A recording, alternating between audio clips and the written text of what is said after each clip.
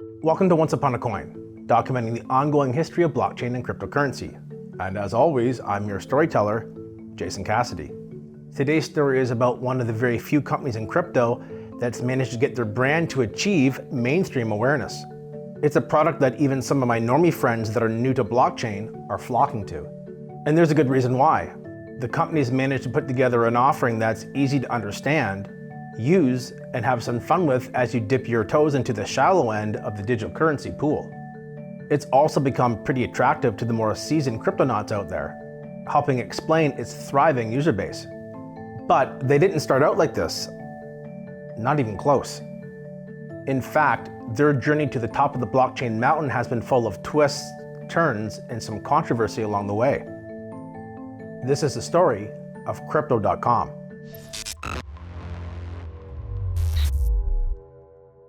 Sun cast a shadow, a digital line is coming over the mountain and over your mind. Double down your Bitcoin, hang on for the ride. We're moving into the future, one block at a time. We're moving into the future, one block at a time. Crypto.com's tale starts off all the way back in 2016, and at that point, the name Crypto.com didn't even exist yet.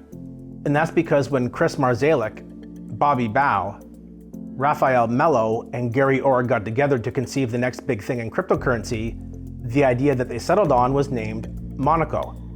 And thus, one fateful day over in Hong Kong, the four men decided to take their idea to the next level. Their concept for a platform that would allow for staking, lending, trading, and payment solutions came to life when they formed a company called Monaco Technologies. They had the idea and now the name to go along with it. So the next step was to raise a lot of money, and by doing so, to profile their company as well. By the time they were ready to go to market with their token sale in early 2017, the industry was experiencing full-blown euphoria. A new bull market in cryptocurrency had begun. The timing then, some may say, could not have possibly been better for Monaco, who on May 18th, 2017, kicked off their ICO, or initial coin offering. It was a rousing success and raised $26 million in Ether to fund the launch of their platform. It's worth noting that at this early stage in the company's evolution, it was heavily marketing itself as a crypto debit card solution. Having partnered with Visa, the industry was happy to promote them as the best option out there to spend crypto using a traditional payment card network. The concept was pretty simple, and here's how it worked. Customers would be able to get a Monaco debit card by staking the native token, MCO, against the debit card within Monaco's system that resonated with them the most. Monaco had several cards you could choose from, and the better the card, the more perks that came along with it. And the more perks that a card had, the more MCO tokens a user would have to lock up in staking to obtain it. Once you had staked your tokens long enough to unlock the card, Monaco would go ahead and then ship that card out to you. Once in hand, you could load various supported cryptocurrencies onto the card itself using their platform. From here, you could go out and begin shopping, spending your coins like you would on a normal debit card that had money linked to your bank account. For a small fee, Monaco would then convert your cryptocurrency into whatever local fiat currency the retailer wanted to be paid in. Everyone in this scenario was happy because everyone was getting what they wanted out of it. This turned out to be a powerful sales pitch, as spending crypto on anything in the real world back in 2017 was a real pain in the ass. The concept of being able to load crypto onto a card attached to the Visa network and then go spend that in any store was pretty cool. Of course, as with the majority of things in crypto, it was all hypothetical until Monaco was actually able to deliver those debit cards to people across the world. Month by month, more countries were accepted into the program. This meant that if you resided in, let's say, the United States, then you were one of the lucky ones who could apply for a Monaco-branded Visa debit card. If you were from a less established area like the Caribbean or South America, then you were probably going to have to wait a while until Monaco had attained the rights to release their cards there. Delays kept happening with card launches in various regions. And by the end of 2017, their Visa cards were only available to users in Singapore, which represented a tiny sliver of their user base. Pressure continued to mount into 2018 as more delays were announced, creating some level of concern within the community. Chris Marszalek, the CEO, would conduct question and answer sessions where he would explain the delays and remind everyone in the community that they were trying to build something extremely impressive with this project. A project that could help usher in global crypto adoption one day. So in other words, there was going to be some bumps along the road and patience would be needed to see this thing through to the end. Perhaps seeing that their community's patience was indeed starting to run very thin, the company made a major move in 2018. A move that would capture the attention of the entire world while also foreshadowing some major pivots in the company's focus. Monaco was about to undergo one of the most vibrant and emphatic rebrands to ever take place. On July 6th, it was reported that Monaco had purchased the Crypto.com domain name from longtime owner Matt Blaze. While the price wasn't disclosed, it was rumored that Monaco paid between 10 and 12 million US dollars for this great domain name. Matt Blaze had registered the domain name all the way back in 1993 and he had refused to sell for 25 straight years. He'd even gone so far as to publicly state the domain name wasn't for sale just months prior. But when Monaco made him an offer, despite turning down hundreds if not thousands of other offers over the years, this time Blaze said yes. From a branding point of view, this was about as good a domain name that exists in our universe when it comes to crypto. In this regard, Monaco really does deserve a lot of credit for securing it. However, after the acquisition and rebranding to Crypto.com, other changes began to take shape. Changes that would help explain the greater purpose behind the pivot in the first place. Monaco wasn't just changing its name, it was changing its entire business model. On November 20th, more pieces of the puzzle were revealed when Crypto.com announced it was creating its own blockchain called Crypto.com Chain. This would be their native blockchain solution that would help fulfill the company's goal of enabling instant crypto payments across the globe. But there was more, and it was this part that got people a little bit nervous. Crypto.com was also creating a new token called Chronos, or CRO as it's known by its ticker symbol. And the purpose of Chronos, or CRO, was to power the Crypto.com blockchain. This meant that Crypto.com now had a two-token ecosystem, MCO and CRO. To reward MCO holders, there would be an airdrop of CRO available to them in tranches spread out over the next 5 years. But there was a catch here, as there usually is in crypto. MCO holders would have to lock up their tokens in the Crypto.com app to get access to the airdropped CRO. Another kick to the balls here was that residents of the United States and China weren't eligible for the airdrop at all. While this was assuredly done to comply with regulations, it amounted to a slap to the face for loyal MCO holders who now had to compete with a second token they couldn't even get their hands on. To try and create some separation between the two tokens, Crypto.com said that CRO's role would be to help enable cross-asset intermediary currency settlement. As for MCO, it would play the same role that it always had over on Ethereum, and that would be to serve as the main token of the Crypto.com ecosystem, including those elusive Visa cards. And speaking of those Visa cards, as the delays around them kept increasing, so too did the negative sentiment. Well, we're waiting. Crypto.com countered this by adding more features to the platform, which was quickly evolving to be about a lot more than just crypto debit cards. On May 16th, 2019, they debuted Crypto Earn and Crypto Credit to their platform. Accessed via the Crypto.com app, the Earn program allowed users to stake various currencies and earn a hefty return, in this case up to 8% per annum. With Crypto Credit, users could get access to loans by depositing crypto into the app and then taking a crypto-based loan out against it. No credit checks required. These were cool features and they definitely added more utility to the Crypto.com ecosystem. But all these new bells and whistles spoke a lot more to the Crypto.com chain and CRO side of things. This was no longer resonating with the company's original vision of having a crypto debit card empire powered by MCO. Crypto.com really needed to start delivering on those Visa cards, and thankfully by the summer, that's exactly what happened. The company announced they would begin to roll out their Visa cards on July 14th, having partnered with Metropolitan Commercial Bank to finally pull it off. This was great news for early investors. They had been waiting for many years, and now they would finally be able to get their hands on the product they originally invested in. And when the cards finally did roll out, they looked really impressive, I have to say. There were some nice perks that had been added to the cards by now as well. Free Netflix and Spotify, airport lounge access, no-fee ATM withdrawals, private jet partnerships, and CRO rewards. You name it, they had it.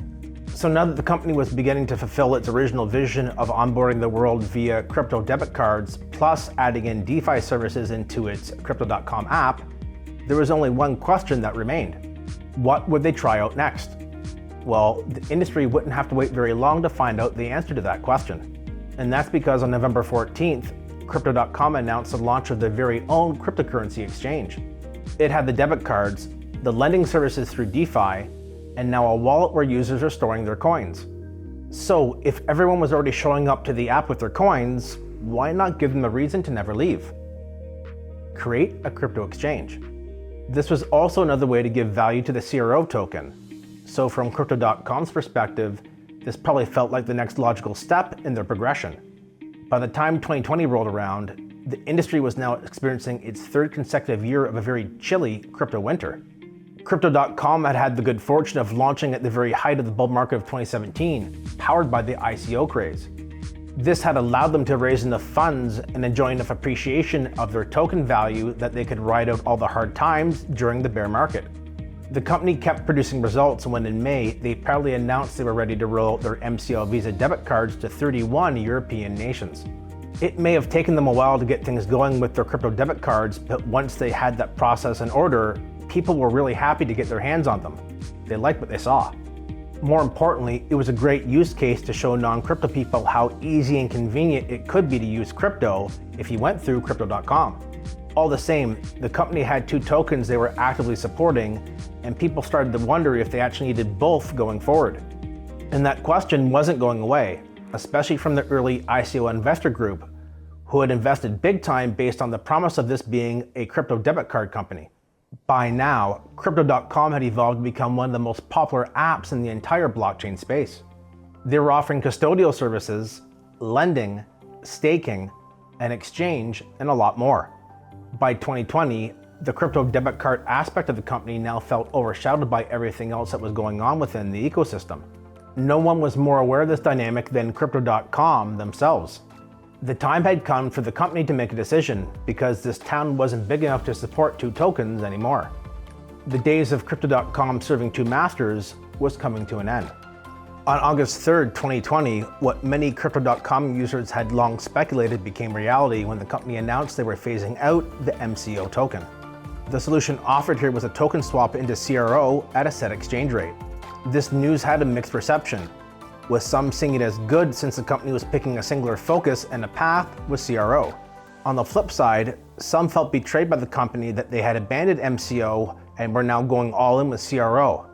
With such a controversial move being made by such a big entity within crypto, it was impossible to make everyone happy in this situation. The company had made their decision on which token was going to be powering their ecosystem going forward, and it was Kronos that won out in the end. The rest of the year came and went without too much action happening in the markets. But that was just fine for Crypto.com because they had some really big things planned for 2021 that they were busy getting ready in the background. If you were involved in crypto in 2021, then you already know what happened. It was an absolute madhouse. The bull market of 2021 was a year-long party that saw NFTs, or non-fungible tokens, take center stage, along with Bitcoin, Ether, and a handful of other popular altcoins. Crypto.com was well positioned to benefit from this, and they started getting people excited about their platform early on. It was on February 22nd that the company announced they were about to conduct the biggest token burn in history. They pledged to burn 70 billion CRO tokens in preparation for having their own blockchain go live a month later.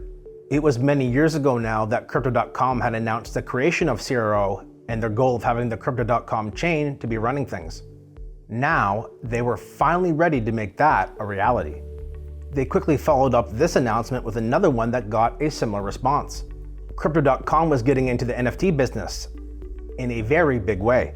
On March 23rd, they announced they would be launching their own NFT platform that would be featuring major artists, musicians, and athletes. Crypto.com had gone from just being a part of the bull market to becoming a driving force behind it. But most people were just as curious about the long-awaited launch of Crypto.com's blockchain, which was due to happen in March. And as promised, on March 25th, it finally happened.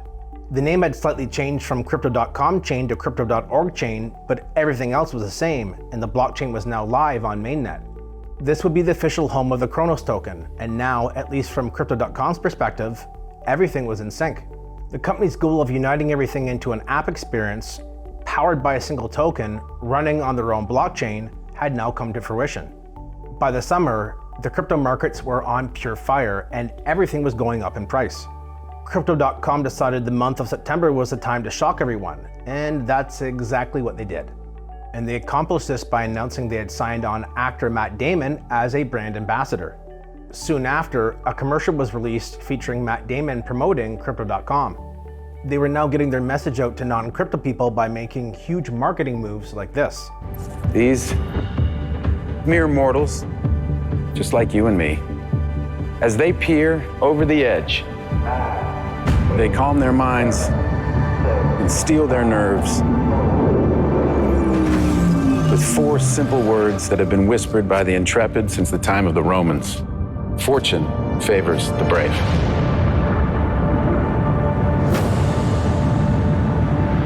The good times kept rolling as the year was coming to a close. Crypto.com had one more surprise in store for the industry, saving the very best for last. On November 15th, they made global headlines when it was announced that Crypto.com had purchased the naming rights to the Staples Center in Los Angeles. The legendary downtown LA venue is home to the Lakers and the Clippers of the NBA. When you're able to establish your company's name as the place where LeBron James plays basketball regularly, you're probably doing something right. And once you hear about the details, it's no wonder this news spread across the globe. At a reported $700 million spent by Crypto.com to acquire the rights, this went down as one of the biggest naming deals in sports history. This is the kind of insane stuff that goes down during crypto bull markets. And if you're curious about how Crypto.com could afford to spend $700 million to promote itself like this, well, wonder no more. Just a few days after the company made this announcement, their token, CRO, hit an all-time high of 96 cents US.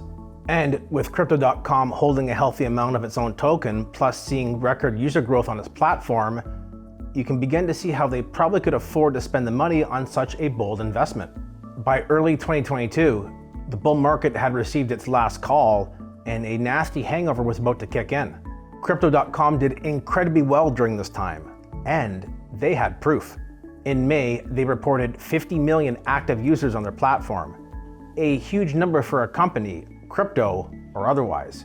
But by the end of the year, bad things were brewing in crypto, starting with Terra and then building up to FTX.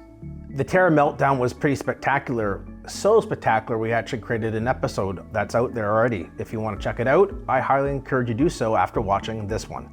Getting back to the Crypto.com story, the industry was now suffering badly, with prices dropping everywhere, companies going bankrupt, and user interest dwindling.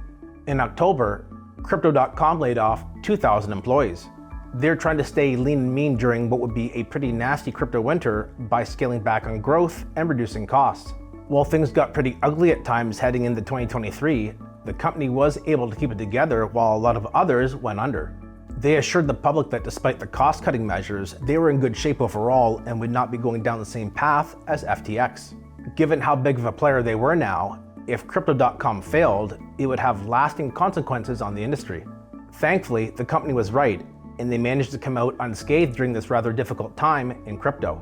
More proof that they were able to keep it together during some turbulent times came in May of 2023. This is when they revealed they had surpassed 80 million active users on their platform. The rest of the year went by without much noteworthy happening. But once into 2024, the market saw an upswing in price as interest started to increase around the Bitcoin halving event that took place in April. CRO benefited from this price action as much as any token did in the market. However, with a reputation for making big moves that no one sees coming, a lot of the Crypto.com faithful are waiting to see what the next big surprise is that the company has planned. And knowing Crypto.com, whatever it is, it's probably going to be pretty damn good.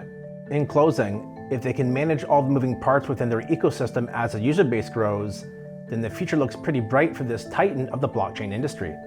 And no matter what happens in the future, Crypto.com has carved out a special niche for itself within the industry by virtue of what they've already accomplished in the past. I hope you enjoyed today's stroll down memory lane. until next time, have fun and enjoy life, my friends. I'll be back soon with another incredible story to tell you.